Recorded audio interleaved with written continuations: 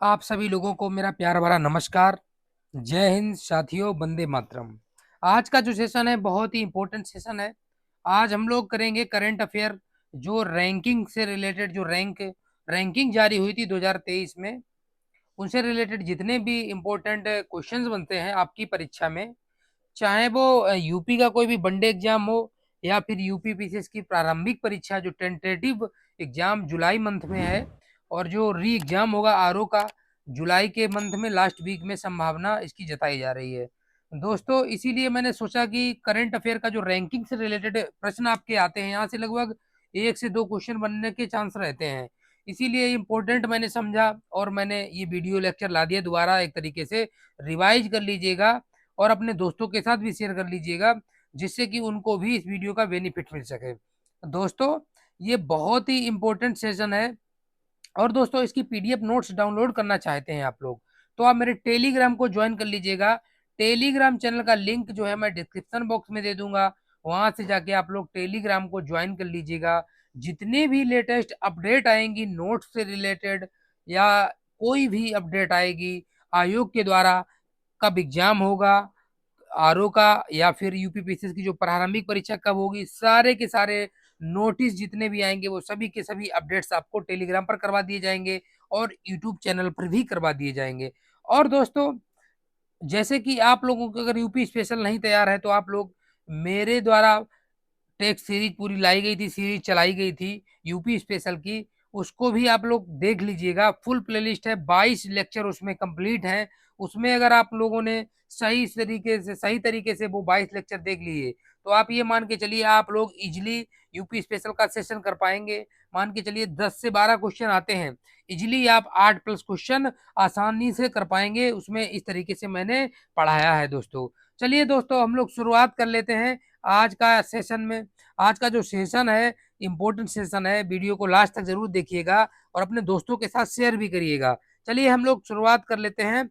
सबसे पहले आज के लेक्चर में हम लोग करेंगे स्वच्छ वायु सर्वेक्षण, जो 2023 की जो रिपोर्ट आई थी वो किस प्रकार से आई थी और इसकी शुरुआत कब से हुई थी और किस मंत्रालय के द्वारा ये जो रिपोर्ट है लाई गई थी। चलिए हम लोग देख लेते हैं। सबसे पहले शुरुआत इसकी कब हुई थी? इसकी शुरुआत हुई थी 2019 में। और किसके द्वारा की गई थी? ये की गई थी केंद्रीय पर्यावरण वन एवं जलवायु परिवर्तन मंत्रालय के द्वारा।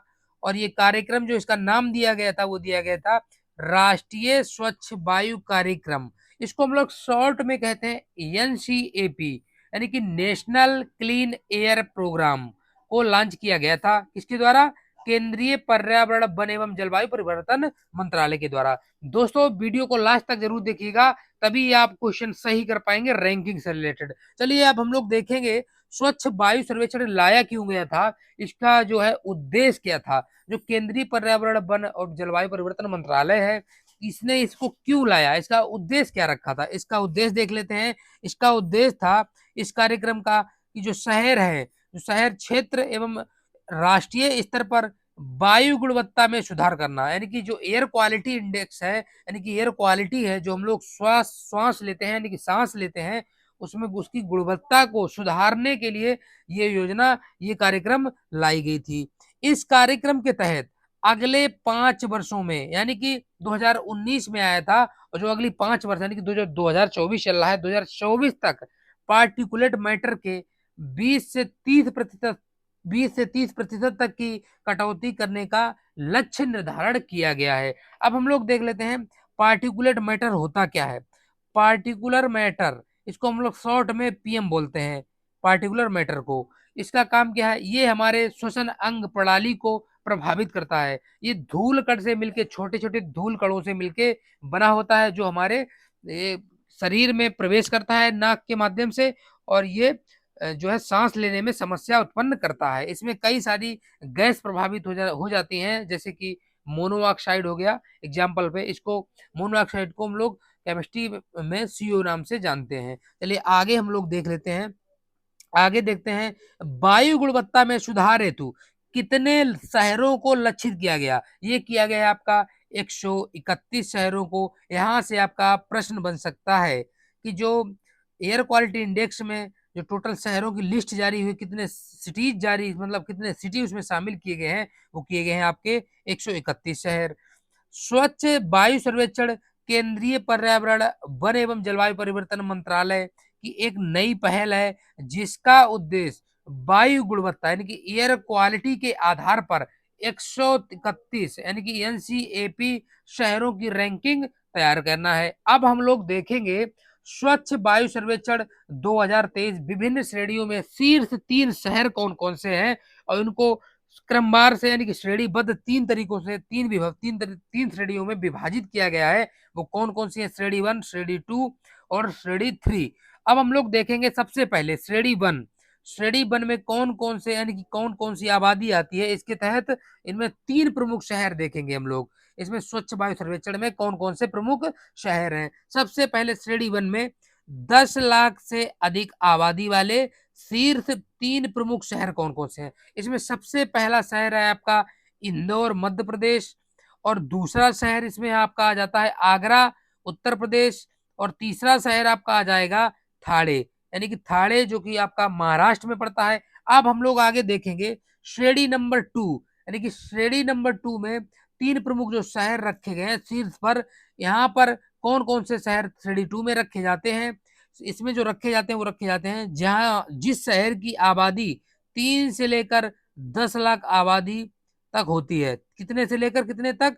3 से लेकर 10 लाख तक आबादी वाले शहरों को श्रेणी 2 में रखा जाता है। चलिए हम लोग अब इसमें देख लेते हैं कौन-कौन से शहर जो हैं वो श्रेणी 2 में सम्मिलित किए गए हैं। इसमें आपका पहला आ जाएगा अमरावती, जो कि आपका महाराष्ट्र का एक सिटी है और दूसरा आपका सिटी है मुरादाबाद, उत्तर प्रदेश और तीसरा जो शहर है वो आपका है गुंटूर, आंध्र प्रदेश। अब हम लोग देख लेते हैं श्रेणी नंबर 3, यानी कि सीरीज नंबर 3 में यानी कि श्रेणी 3 में कौन-सा शहर सम्मिलित किया जाता है? इसमें जो 3 प्रमुख शीर्ष शहर हैं वो कौन-कौन से शहर हैं?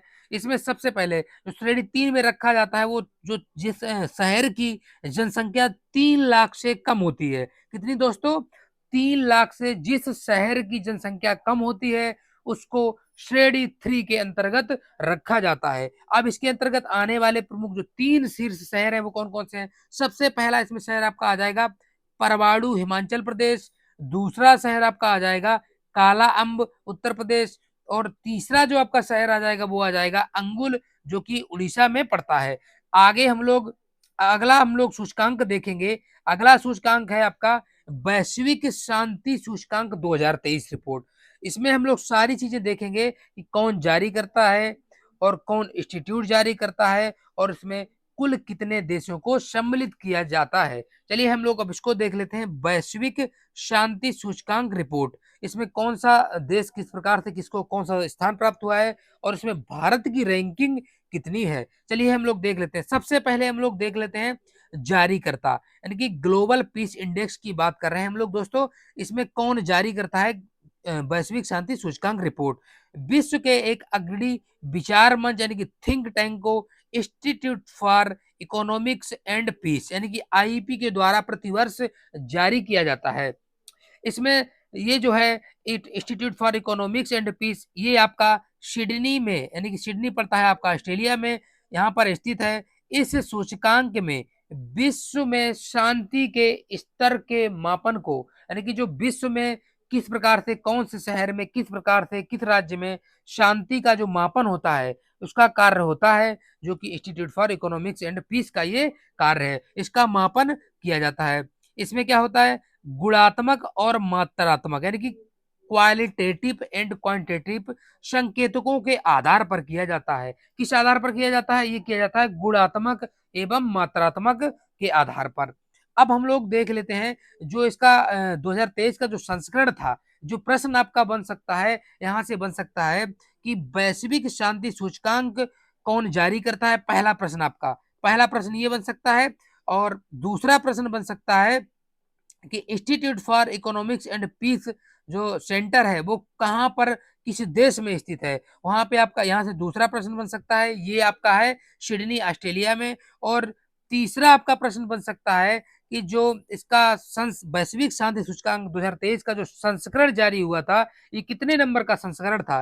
ये यहाँ से तीसरा प्रश्न आपका बन सकता है। ये आपका हो जाएगा 17वां संस्करण। कितने नंबर का? 17th नंबर का संस्करण ये हो जाएगा। ये रिपोर्ट आपकी 28 जून 2023 को जारी की गई थी। कब जारी की गई थी? 28 जून 2023 को वैश्विक जो है शांति सूचकांक की रिपोर्ट का 17वां संस्करण ये जारी हुआ था।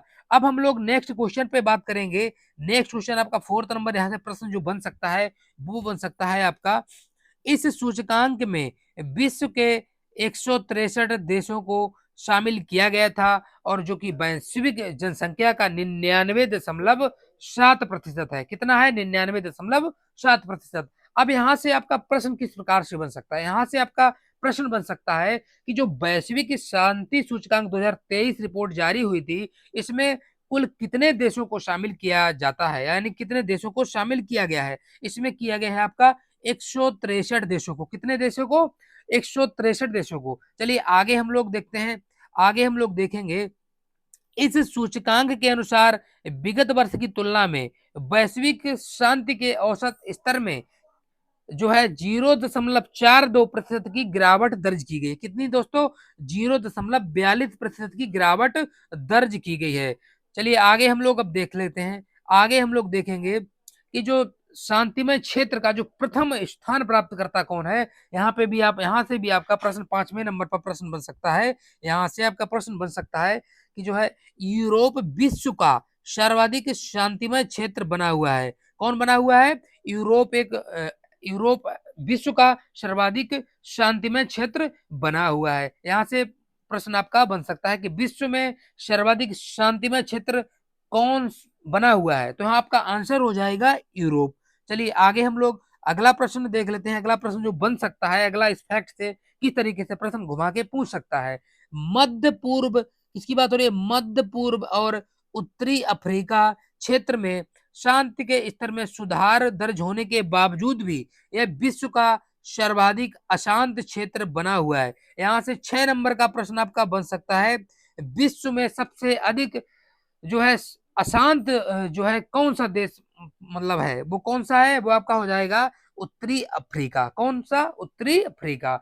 चलिए आगे हम लोग देख लेते हैं अब कि जो वैश्विक शांति सूचकांक में 3 में जो शीर्ष देश कौन कौन से हैं जिन्होंने क्रमवार से पहला, दूसरा, तीसरा स्थान प्राप्त किया है वैश्विक शांति सूचकांक में, यानी कि जीपीआई में, ग्लोबल पीस इंडेक्स में। इसमें फर्स्ट जो कंट्री आ जाएगा, इसमें जो शांति सूचकांक में जो फर्स्ट कंट्री आ जाएगा वो आपका आ जाएगा आइसलैंड। यानी कि आइसलैंड जो है, आइसलैंड में सबसे अधिक शांति का जो है प्रथम स्थान पर रहा है। दूसरे स्थान पर आपका डेनमार्क रहा है और तीसरे स्थान पर आपका आयरलैंड रहा है। अब हम लोग आगे देख लेते हैं इसी में कि जो वैश्विक शांति सूचकांक रिपोर्ट जारी हुई है 2023 की 28 जून 2023 को, इसमें अशांत देश शीर्ष पे कौन है? जिन्हों मतलब ऐसे कौन से देश हैं जहां पे शांति नहीं है? अभी मैंने पूछा था कि शांत देश कौन से हैं, अब हम लोग चर्चा कर रहे हैं अशांत देश पर। अशांत देश की लिस्ट में सबसे पहले नंबर पे आपका आ जाएगा अफगानिस्तान। पहले नंबर पे आपका आ जाएगा अफगानिस्तान और दूसरे नंबर पे आपका आ जाएगा यमन और तीसरे नंबर पर आपका आ जाएगा सीरिया। यानी कि 3 ये ऐसे देश हैं जहां पर बहुत ही ज्यादा अशांति फैली रहती है, यहाँ पर बहुत ज्यादा लड़ाई झगड़े उत्पन्न रहते हैं, इसीलिए इस लिस्ट में इन 3 देशों को सम्मिलित किया गया है। चलिए आगे हम लोग देख लेते हैं। अब अगला सूचकांक है ग्लोबल लिवेबिलिटी सूचकांक 2023। अब हम लोग देख लेते हैं ग्लोबल लिवेबिलिटी सूचकांक 2023। इसको सबसे पहले हम लोग देखेंगे कि जो जारीकर्ता कौन है और इसमें भारत के कितने शहरों को सम्मिलित किया गया है और इसमें कितने शहर सम्मिलित किए जाते हैं, किस तरीके से ये जारी होता है। चलिए हम लोग इस पे भी चर्चा कर लेते हैं। सबसे पहले जारीकर्ता चर्चा कर लेते हैं। जारीकर्ता जारीकर्ता जो है वो है आपका इकोनॉमिस्ट इंटेलिजेंस यूनिट, यानी कि इसको शॉर्ट फॉर्म में कह सकते हैं EIU द्वारा ग्लोबल लिवेबिलिटी सूचकांक 2023 जारी किया गया है। इस सूचकांक में विश्व के 173 शहरों को सम्मिलित किया गया है। यहां से आपका प्रश्न बन सकता है, पहला प्रश्न आपका बन सकता है कि ग्लोबल लिवेबिलिटी सूचकांक 2023 रिपोर्ट जो आई थी वो किसके द्वारा जारी की गई? वो की गई है इकोनॉमिस्ट इंटेलिजेंस यूनिट के द्वारा। पहला प्रश्न आपका यहाँ से इस प्रकार से बन सकता है। दूसरा प्रश्न आपका जो बन सकता है वो बन सकता है कि ग्लोबल लिवेबिलिटी सूचकांक 2023 जो रिपोर्ट आई थी उसमें कुल कितने विश्व के शहरों को सम्मिलित किया गया है? वो किया गया है 173 शहरों को। कितने शहरों को? 173 शहरों को। ये दो प्रश्न हो गए। अब हम लोग अगला प्रश्न यहाँ से जो तीसरा प्रश्न आपका बन सकता है, तीसरा प्रश्न जो बन सकता है वो कौन सा बन सकता है, इसमें हम लोग देख लेते हैं। यहाँ पे बन सकता है ग्लोबल लिवेबिलिटी सूचकांक में जो है सूचकांक में लगातार दूसरे वर्ष शीर्ष स्थान पर कौन देश रहा है? ये रहा है आपका वियना ऑस्ट्रेलिया। कौन रहा है? Vienna Austria. यानी कि वियना जो वियना पड़ता है आपका ऑस्ट्रिया में। वियना एक ऐसा शहर है जो कि 173 शहरों में जो ग्लोबल लिवेबिलिटी सूचकांक की रिपोर्ट जारी हुई थी, इस सूचकांक में विश्व में प्रथम स्थान पर लगातार दूसरी बार वियना जो है 173 शहरों में फर्स्ट नंबर पे इसने स्थान बनाए रखा है। इसी प्रकार से कोपेनहेग यानी कि कोपेनहेगन, कोपेनहेगन आपका डेनमार्क का एक शहर है, इसने दूसरा अपना स्थान प्राप्त किया है।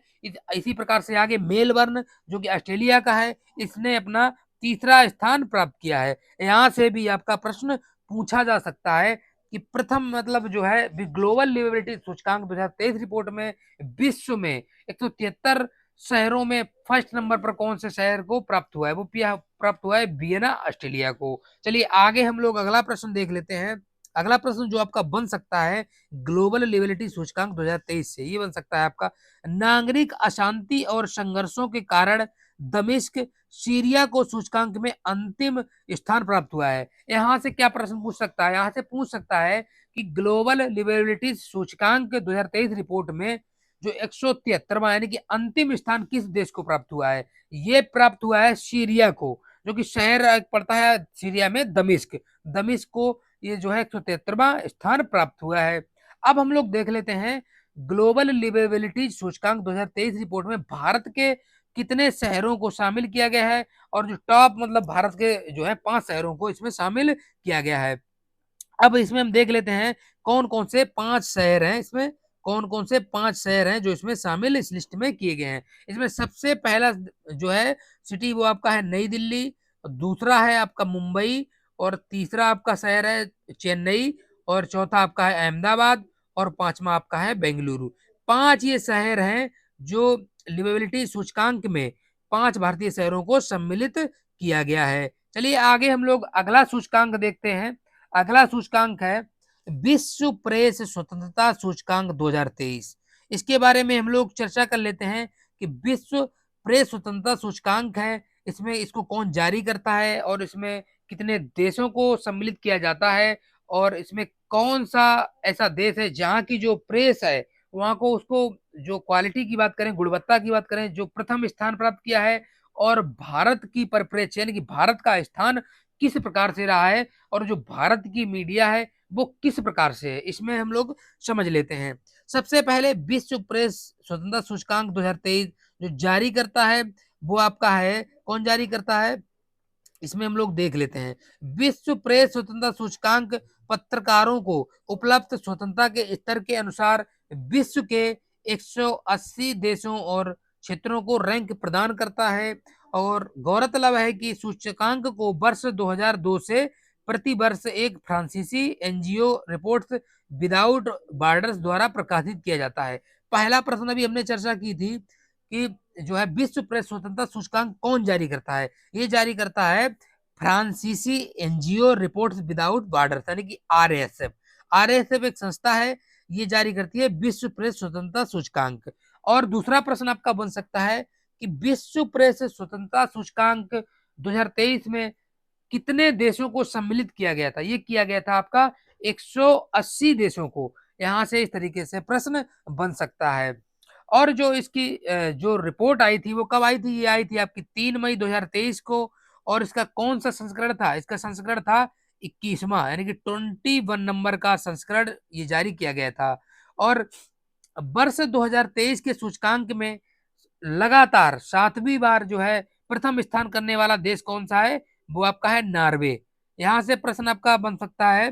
तीसरा प्रश्न यहाँ से बन सकता है आपका कि लगातार 7वीं बार प्रथम स्थान करने वाला विश्व प्रेस स्वतंत्रता सूचकांक में प्रथम स्थान कौन से किस देश ने प्राप्त किया है? ये प्राप्त किया है आपका नॉर्वे ने। नॉर्वे ने प्राप्त किया है। अब हम लोग यहाँ से एक और चौथे नंबर पे चौथा क्वेश्चन बन सकता है कि विश्व प्रेस स्वतंत्रता सूचकांक में जो 2023 की जो रिपोर्ट आई थी 3 मई 2023 को, इसमें सबसे अंतिम पायदान पर किस देश की जो है प्रेस रही थी? ये रही थी कोरिया की, यानी कि उत्तर कोरिया की, जिसने कुल अपना 21.72 स्कोर के साथ 180वां स्थान प्राप्त किया था। चलिए, इस सूचकांक में भारत ने कितना प्राप्त किया? हम लोग भारत के परिप्रेक्ष्य भी देख लेते हैं, भारत की स्थिति क्या रही है प्रेस के मामले में, कि सुधार हुआ है गिरावट, देख लेते हैं इसको हम लोग। इस सूचकांक में भारत ने 36.62 स्कोर के साथ 161वां स्थान प्राप्त किया है, जबकि पहले यानी कि पिछले वर्ष जो रिपोर्ट आई थी उसमें भारत को 150वां स्थान प्राप्त हुआ था। कितना नंबर का? 150वां स्थान। यानी कि आप लोग समझ सकते हैं कि इस जो मीडिया की व्यवस्था है इस बार की 2023 की रिपोर्ट आई थी, इसमें यानी कि व्यवस्था देखी जाए तो लचर है, यानी कि इसमें गिरावट दर्ज की गई है, यानी कि गिरावट देखा गया है दोस्तों। इसीलिए मीडिया का स्तर काफी गिरा हुआ है अपने भारत में। चलिए दोस्तों, आज का सेशन इतना ही है।